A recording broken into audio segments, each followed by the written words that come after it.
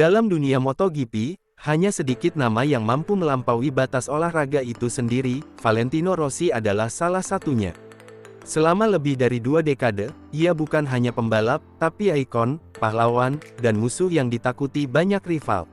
Dari pertarungan panas melawan para pembalap hebat dan kuat di MotoGP, Rossi tak pernah lari dari rivalitas.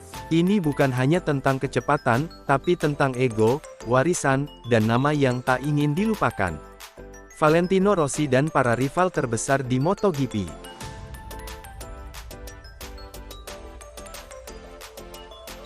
Tahun 2004, sirkuit Welcome, Afrika Selatan. Di tengah terik matahari yang membakar tanah, dunia balap menyaksikan sebuah momen yang tak akan terlupakan. Ini bukan hanya sekedar balapan, tapi pertarungan antara tekad dan takdir, antara kecepatan dan keberanian. Dan di pusat semuanya, ada satu nama yang lebih dari sekedar juara. Valentino Rossi. Rossi datang ke Afrika Selatan setelah musim 2003 yang penuh gejolak. Dengan Yamaha, dia siap membuktikan bahwa dia bukan hanya legenda, tetapi pembalap yang siap menaklukkan dunia dengan tantangan baru. Di balik senyum lebar dan karismanya, Rossi memiliki sesuatu yang lebih dari sekadar kecepatan. Dia memiliki kemampuan untuk membaca setiap situasi, merasakan setiap tekanan yang datang, dan tetap tenang, seperti seorang jenderal di medan perang. Lampu start padam. Dalam sekejap, mereka semua melesat, motor-motor menderu seperti serigala yang lepas. Namun satu pembalap langsung mencuri perhatian. Valentino Rossi, dengan Yamaha Izer M1-nya, memimpin sejak awal.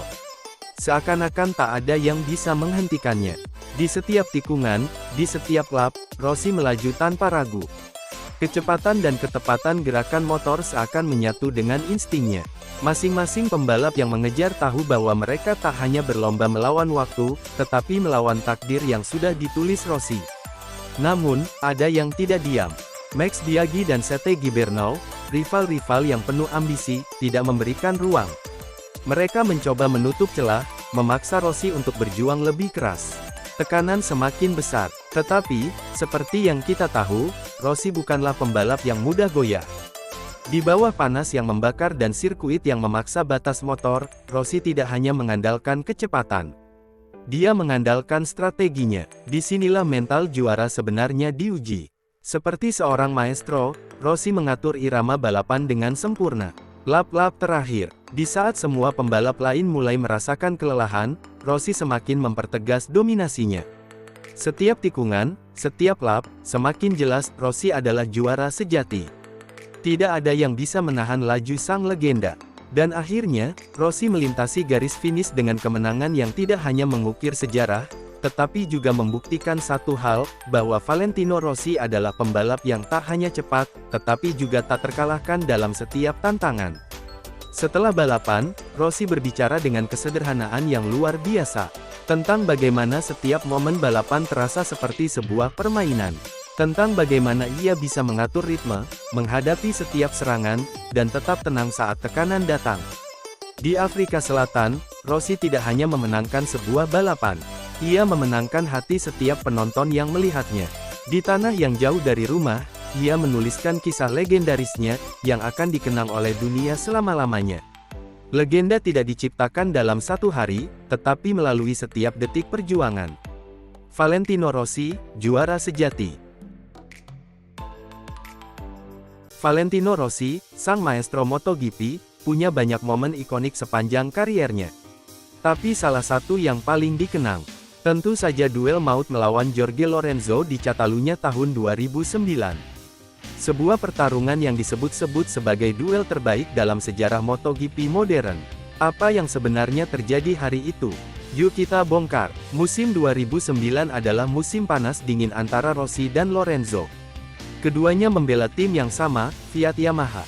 Tapi jangan salah, meskipun rekan setim, hubungan mereka sangat kompetitif. Lorenzo muda haus kemenangan, sementara Rossi masih jadi raja. Dan saat MotoGP tiba di Catalunya, kandangnya Lorenzo, tensi pun membara. Balapan Catalunya dimulai dengan Lorenzo di pole position. Rossi start dari posisi kedua. Dari awal lap, kita langsung disuguhkan duel wheel to wheel.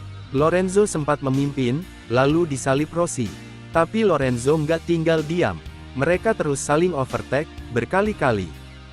Tikungan demi tikungan dilibas tanpa ampun. Dua Yamaha berseteru tanpa ruang untuk kesalahan. Dan ketika semua orang mengira Lorenzo akan menang di depan publik sendiri, Rossi datang seperti bayangan. Di tikungan terakhir, The Doctor melakukan operasi paling berani dalam sejarah balap. Masuk dari sisi dalam, nyaris tanpa ruang, dengan kecepatan yang seolah menentang logika. Itu bukan hanya manuver, itu adalah deklarasi, "Aku masih raja." Dan takdir hari itu menuliskan nama Rossi di atas segalanya. Tahukah kamu, overtake Rossi di tikungan terakhir itu sebenarnya bukan bagian dari strategi tim. Itu murni insting dan keberanian Rossi sendiri. Setelah balapan, Lorenzo berkata, "Aku tidak menyangka dia bisa menyalip di situ." Tapi itulah bedanya juara dunia 7 kali. Rossi bahkan menyebut balapan ini sebagai salah satu kemenangan terbaik dalam hidupnya. Fans MotoGP di seluruh dunia langsung membanjiri forum dan media sosial saat itu. Salah satu komentar yang viral berbunyi, "Jika balapan ini tidak bikin kamu berdiri dan berteriak, mungkin kamu harus periksa detak jantungmu." Banyak yang menganggap Catalunya 2009 sebagai balapan yang membuat mereka jatuh cinta pada MotoGP, dan pada Valentino Rossi.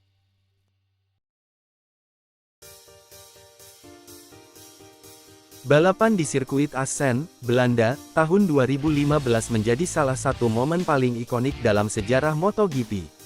Duel panas, strategi cerdas, dan manuver penuh kontroversi. Inilah kisah epik Valentino Rossi di Cathedral of Speed, yang tak akan dilupakan oleh para penggemar MotoGP. Musim 2015 adalah tahun kebangkitan sang legenda, Valentino Rossi.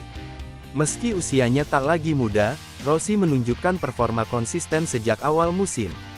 Datang ke Assen, Rossi memimpin klasemen, tapi bayang-bayang Jorge Lorenzo terus menghantuinya dengan 4 kemenangan beruntun.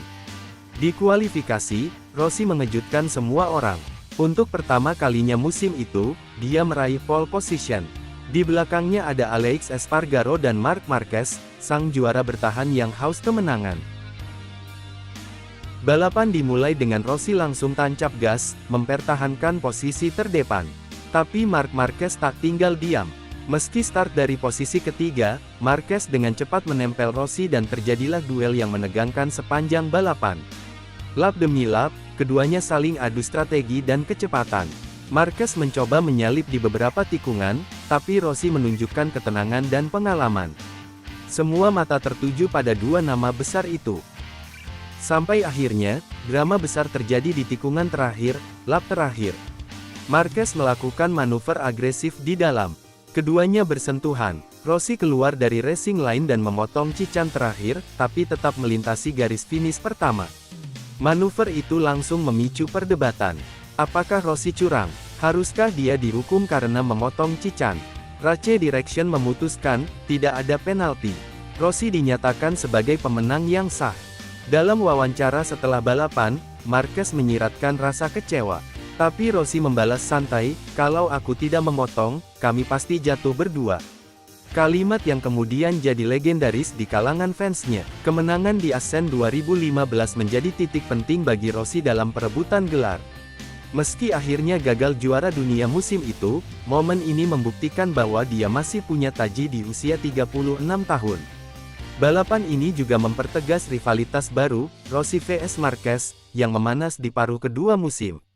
Tapi satu hal pasti, Assen 2015 memperlihatkan jiwa pejuang Rossi, berani, cerdas, dan tak pernah menyerah. Valentino Rossi dan sirkuit Assen memang punya hubungan spesial. Dari sekian banyak kemenangan di sana, 2015 mungkin jadi yang paling dramatis. Sebuah cerita yang akan terus dikenang oleh fans MotoGP di seluruh dunia.